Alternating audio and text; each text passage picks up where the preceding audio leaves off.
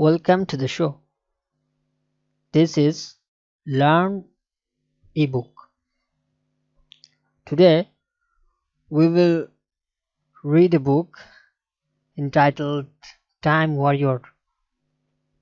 Here is the book. You can see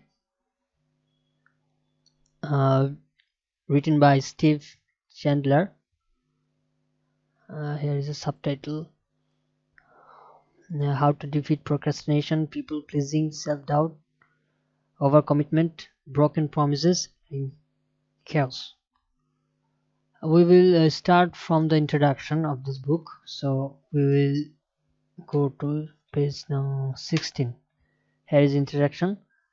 Now let's begin. In the name of Allah, the most merciful, the most beneficent. Introduction. What is non-linear time management? Non-linear time management is a commitment to action in the present moment. It is looking at a task and choosing now or not now. If it's not now, it's got to be never, or placed in a time capsule that has a spot on the calendar and therefore out of the mind. The mind must remain clear and empty of all future considerations. In non-linear time management, there is no line extending from my mind into the future. No tapeworm of unfinished business coming out of my body. Non-linear time management is best expressed by Elvis Presley when he sings, "It's now or never, come hold me tight." The old-fashioned time management programs had a huge, burdensome focus on the future. The line of tasks stretched out forever into the future. It was fear-based and it was overwhelming to have so much of a future to carry around with you. It resulted in massive pathological procrastination. Everything got put off in the name of perfectionism. Nothing was bold or reckless anymore. Therefore, there wasn't much astonishing success happening for the world-weary practitioner. But when I teach people to go nonlinear, a strange thing happens. New life and energy come in. When they open their emails, they don't get to save them for later. They have to deal with them if they open them. Like little attackers in a computer game, there is no longer anywhere to hide. Life becomes a great game and everything is handled right now on the spot. All fear comes from picturing the future. Putting things off increases that fear. Soon we are nothing but heavy minds weighing down on the weary brains. Too much future will do that. Only a warrior's approach will solve this. A warrior takes his sword to the future. A warrior also takes his sword to all circumstances that don't allow him to fully focus.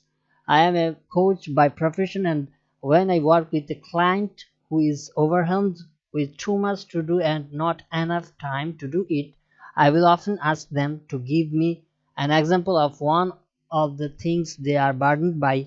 Every time they think about it, the client will give me an example and we will do that thing right now. The client is amazed. The only thing missing in this client's life was a bias for action. Most people think too much, then they compound that problem by studying the feelings that come up for them as a result of that thinking. All this time that they spend thinking and feeling, they could have been taking action in a non-linear way. Linear time starts with your birth and ends at the end of the line with your death.